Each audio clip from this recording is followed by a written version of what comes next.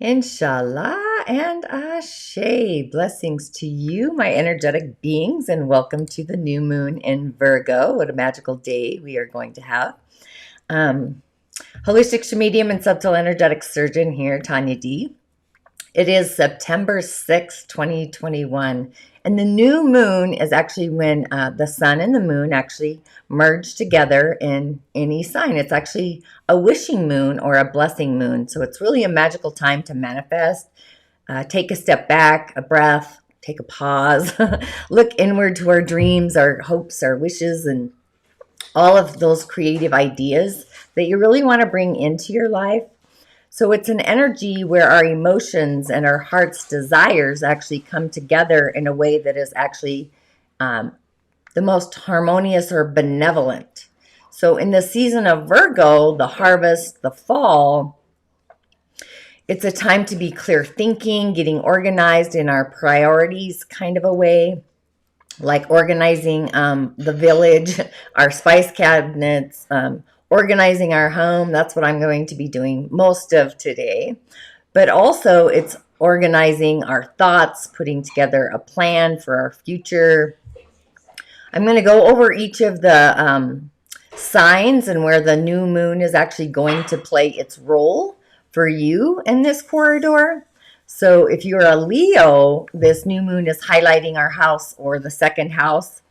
The plate it comes on is our money, so you might be thinking of your finances or your issues around money. It can be like saving for a retirement fund or how to earn more money, be of value in your body and your soul, a raise or a bonus of some kind of money coming in from an unknown resource, new ideas, new ways of looking at things. There's really a strong sense of having self-worth that's actually attached for you with this new moon. For Libras, it's happening in your 12th house for the next few days. So this is just, loving the idea that you're going to actually be more intuitive. The 12th house is our house of spiritual and sensing. It's also karma as well. But I think there's spiritual karma that's positive as well as the opposing forces, right? So your sensors are going to be like hyper aware, alert signaling. So you can connect with your guides, your guardians, or even have a magical, mystical experience. It's probably going to be very emotional for you. You might end up crying for no reason or getting down in the dumps for no reason about life in the corridor of it. So you really want to use the energy for self-caring. It's time like to get a massage, a pedicure. It's all about getting some rest from the outer world and just open up to receiving all of that. If you're a Cancer sun sign, it's, what's the crab going to experience? The new moon is in the third house for Cancers, the area of communication, our sibling relationships, utilizing computers and phones. It's communication, all the tools. It's also a great time for you to sign up for classes, any kind of learning activities. Really study something or, integrate something that lights up your heart and something that you actually belong doing, where your mind will light up if it's something really that lights up your heart and it belongs in your environment, your village. So it can also be an energy about sharing what you already do know. So you might be asked to do some public speaking, write a story. If so, do it. There could also be some energy around a thought, giving signs to teaching a course or some kind of knowledge, and share your knowledge. Capricorns, you get this benevolent gift with this new moon. It's actually going to be part of your ninth house, the area of higher education, knowledge, what we believe in our heart space. It's kind of like I won't say it's a spiritually energetic, but it's higher philosophy. It's our higher purpose, our life purpose, kind of in a way. So maybe you want to get more training or something to get certified in some way. You might be asked to teach a class about something that you know authentically in your beingness. It's also the area of traveling long distance across oceans. So maybe you have a trip or an offer coming up to go on a trip. You could actually start planning for that now for something into the future, you know, and just be ready, be organized for an adventure. So it's also the house of our adventures as well. Taurus is as another earth sign, you know, Virgo is an earth sign. So this is actually going to be extra magical for a few reasons as well. Not only is the moon trining you, but you also have the magic of Uranus, the innovation sign, actually at the same time, same degrees as this moon. So absolutely 100% blessings to you. And we're all going to get this little peak of excitement, really, but for sure Taurus is going to have that innovation. So you get a nice break. It's in the area of play. So you want to really find time to connect with your favorite hobbies. It's in the area of creativity and romance. So really utilize that aspect, the inner creativity, and connect with your friends, also spirit allies too, right? The other world. Be social with this moon, but also be in your body, be safe. It's a great moon for exploring all of your creativity or even your artistic capabilities. So really, really kind of play with those energies. If you're an artist or want to be an artist, you know, go take a painting class, stuff like that. Geminis, the twins, the highlight for you, or I should say for us, because I'm a Gemini as well, it's in our home and our family sector. So there might be issues coming up, but it doesn't necessarily mean that they're bad issues. We always go down the rabbit hole, you know, when we hear the word issues. But maybe your family comes in for a visit. My dad's actually returning home from Alaska this week. And I also invited my sisters over for a ritual for healing for one of them from the cancer situation, the bug. I'll see how that goes, or if they're open to otherworldly rituals, actually.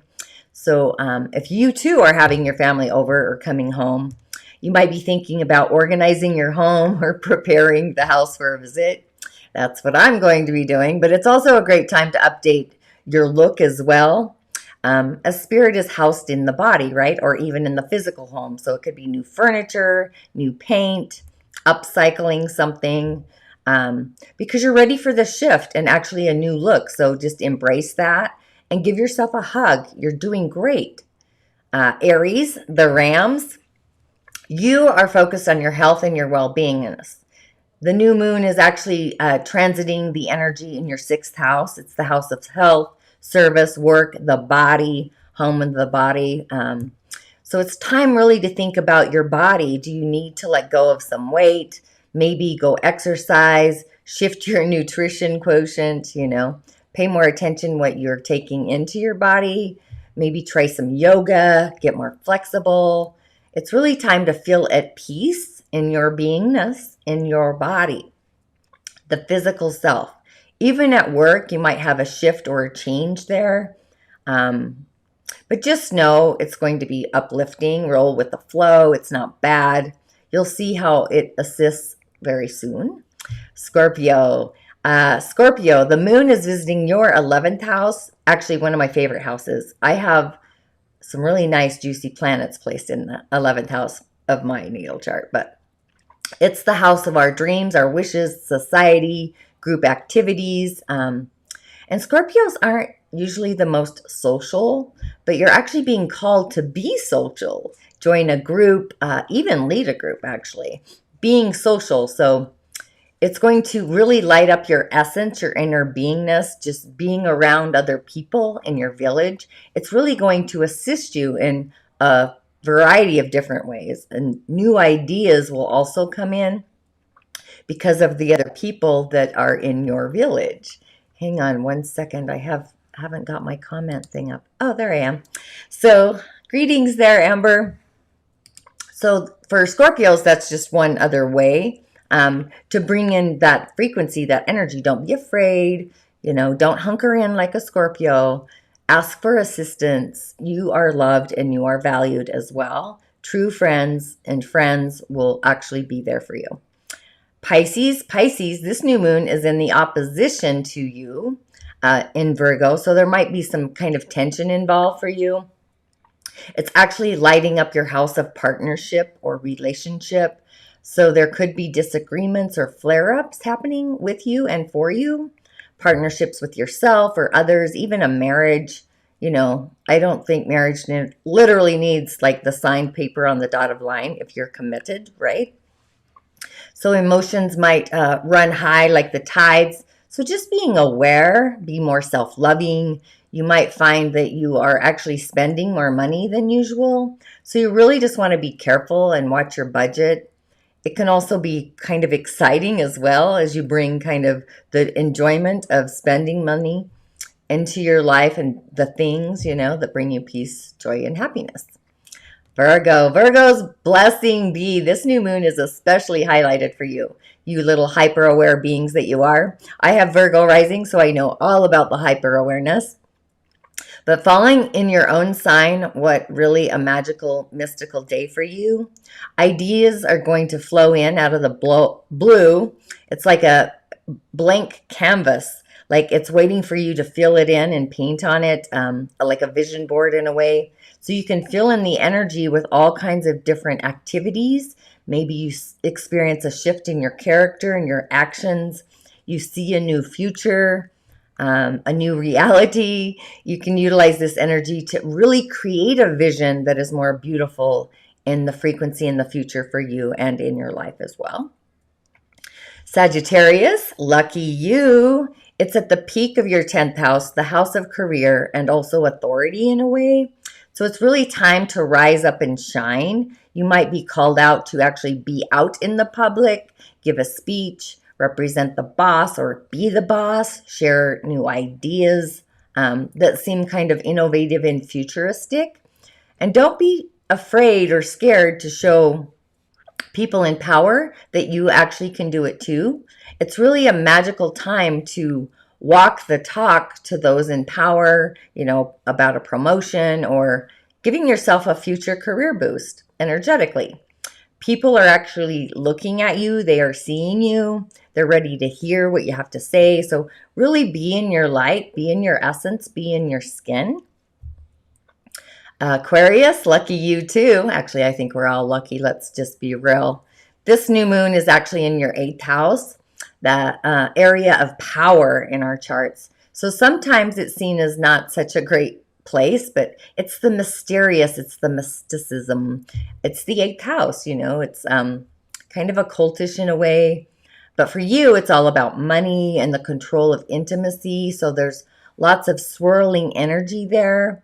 Could be extra money or resources that you just might find are coming to you in a magical, unseen kind of way. Even a way to like increase your income might pop in. Maybe even explore your passionate side, things you're passionate about. But it's also the house of privacy, to be private. So don't be surprised if you pull inside yourself, you go inside, and you really, you don't want to talk. You want to be alone, escape into your inner world in a way. So are you ready for the brilliant ideas to really cascade in? We are really in a space where we can reach an entire new level of thinking and understanding in the game of life, where we have both the wit and the intellectual coming in line, or it might feel complex in a way. So there's this position of energy with the realization of brilliance, the light. And it's probably been right under our nose, like toucan. I think of toucan, the Fruit Loops dude under your nose. So you could have a change in your thoughts, your ideas, even in a conversation while you're connecting little dots, little snippets, and what we actually pay attention to. So you really want to stay in touch with your feelings today as you kind of process through them, where you're stretching the limits and the boundaries of how actually we see life and also our reality.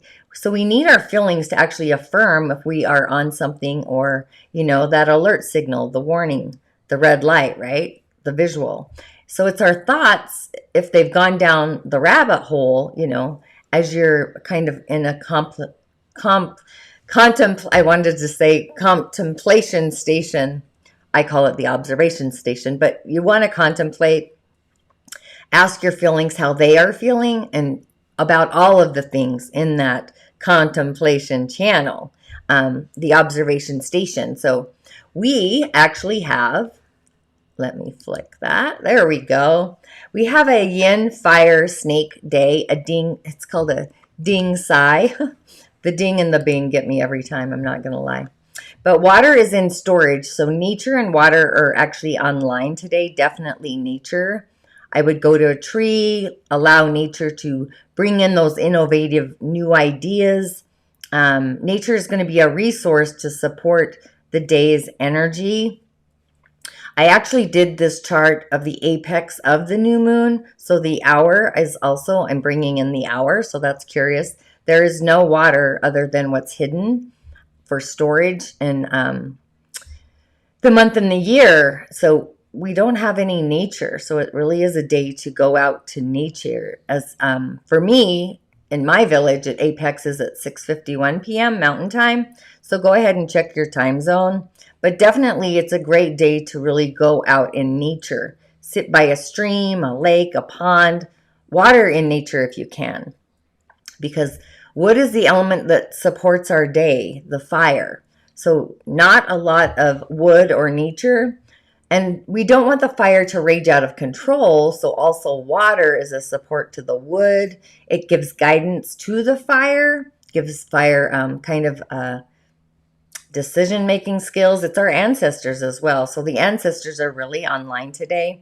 I'm actually going to go to visit my mom and one of my benevolent friends at the same little village and light some candles there. Get in the flow and just be mindful of our emotions. You might have like a knowing that a breakthrough in our perceptions is near. It's like the mountaintop view on the cusp of breaking free from those chains of judgment in our mind that holds us back, that we have had about like a narrative, a story about life, like what life is supposed to be versus the reality of what life is. So it might be an assumption that you have held like near and dear to you, or one that you might have adopted from your parents, a mentor, some kind of authority figure. It's even possible that your mind talked you into something that your heart wasn't truthfully in line with. I know I've done that, but you went along with it anyway. Whatever it is, it's really a great day to expect the unexpected and keep an open mind, utilizing your emotional channel and your heart grid to sense what really resonates beyond the thoughts to be true. Magically coming to understand that you might have been coming at your life from a reality of a false narrative, a false story, or a perspective that really didn't ring true. That's like where what you're hearing isn't in alignment with what you're seeing. So that's kind of what that looks like. So maybe you approach your life from a victim space or a martyr space, and inside you realize that you are the healer, and you had to go through those lessons, enabling you to actually become that healer. That's just one new perspective or a shift in the narrative in your life. And then everything shifts. It not only changes, but it actually transforms. So things a lot of the time happen for us, not to us. So it's just flicking the switch just a little bit and looking at it through different eyes to get insight. That's kind of an example. So just explore with the moon today what perspectives your mind takes, and also which ones that your heart's in alignment with. Be in that observation station and just notice if there's anything different in those channels. And once the channel of our thoughts understands, then our heart should also agree with that. And then you have this higher level, this higher perspective of understanding where you actually belong feeling. Maybe you also experience a future learning, a breakthrough in a plan or an action, or even a character flaw where we start elevating our potential in our behavior, in our streams. So in your observation station, just notice where your heart does belong in different situations. Something that's usually felt, not always seen, because we always have blinders on, or usually we do, the blind we really don't want to see. So when we understand where our heart center belongs and we are heartfelt, then our mind comes online and we get to an understanding and we're learning. It feels right. It just feels in integrity. And then that's when we know. We really are ultimately the creators of our reality. Only our beingness, our essence, knows what we actually intend to create, our soul's prime directive. So it's really a great day to trust our gut, our instincts, give the world time and space to affirm to you. You might, it might really come through with otherworldly signs, signs where you see like 3 of the same thing, the same message, the same word. You hit a stop sign 3 times, stuff like that. And just allow the old threads of thinking to actually go down, cascade down the river, and be transformed to a new perspective. So today I actually pulled 2 cards from my moon decks. Actually, I pulled 3, but if you have yet to get my Musing Moon meditation, it's actually live and ready. So I'm super excited about that. Where am I going first? Hang on. This might take me a second. Yes. Oh, I did it right. I'm so proud of myself. So this is the 3-faced goddess. So this is super cool. I don't use this deck a lot, mostly because it's so big and you can barely see my face and I have to sit to the side. But what they're sharing is that we are shining. We are all luminous goddesses. And we have all the colors of the rainbow, and we change just as the moon does. So the goddess of the same face. So we're all a maiden, we are all a woman, we are all a grandmother, and we are all so much more. So we're filling up, we are full, and we're also emptying at the same time in this endless circle of life. So we are one, and we are also the same goddesses of all the same origins, the same soul, slipping into these stories. Be curious, be mysterious. We're also appearing and we're also disappearing at the same time. We're falling, but we're also rising. So it's like this ebb and flow of life where we're also alive and then we're also dead. And dead, you know, that just is an ending of something. It's not like physical death. I actually did a post. I shared a post about death, which I thought was magical because we don't give time and space to the process of somebody transitioning to the other world. We're too hurried. And it actually affects our beingness just as much as it affects their beingness. But during that, we're always returning to life, changing faces, right? That's my novel is actually called Changing Faces. But we are all the great goddesses, always the same woman. We are this 3-faced goddess. And I also grabbed the card number 14, being that the moon is actually at the 14th degree. So let's bring her on. There she is. Isn't she sweet? So this is the red tent, which is curious. Doesn't that tent look juicy with the fire in the center? So it represents the lunar time, which I thought was magical because we're in the moon, right? It's menstruation, right? It's the cycle. So in ancient tribes, they considered the cycle a symbol of fertility and abundance. So blood is actually power for a woman and the magic that she's actually able to generate life and aid and inspiration with and through the moon. And blood really connects women to our bodily cycles, to those of the moon cycle within those 28 days. I always think of like, I'm a reflector. I have to wait 28 days. So it's always being in the cycle of the lunar moon for me. So this was a great card. Who knows? Maybe I pulled it for myself. But when the moon is waning and women would actually come together and rest in the tent, that's kind of the symbolism of this, of being connectedness through the cycles of the moon, the circle of the moon. And I also pulled dun, dun, dun, dun, this fun little baby. This came from my Deviant Moon Tarot deck. It's the 8 of Pentacles. So you can see this labored kind of handyman in there. He's producing these 8 golden pentacles. He's vigilant. He's a craftsman. He's not tolerating anything less than perfectionism. What that looks like for him, I should say. And we're all skilled. We're all laborers and we're all craftsmen in our own unique way, our own unique talents. So it's great to bring in that skill and that authenticity in our own craft, whatever that looks like for each and every one of us, and just paying attention to the detail and having pride in what we're creating. So call in this card so you can be in your own magical skilled perfection today, be in that creativity channel. With the energy of this new moon, it's really time to bring into the light the birth of a new idea, innovative ideas, and really what life can be. It's not just an idea, it's connected to this grand trine with the other earth elements in the physical realms. So with a gift and a promise actually to deliver those ideas into our day-to-day reality, our narrative, our story.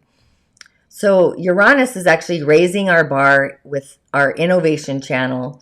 Pluto's actually going to open the gate, pull out the rug, like move things a lot aside, shift to give us space to really recalibrate. So just be ready to course a new venue, a future that is sometimes unseen, and believe in that future, the future that you want to see, the future that you really want to be in. Our solar plexus is also the center that's actually online today. So go be bright like the sun. Be the energy of the sun. Be sparkly. We are creation in action, so it's time to heal any of our character flaws of a power play that might come in. You might feel like tuning out spiritually today. Love is in the air. We're flying high. We have all this juiciness of this new moon. So it really is a magical day to add to our new moon intentions. Be in your observation station. I'm going to be cleaning more clutter myself. I think people might be surprised when I don't have so much.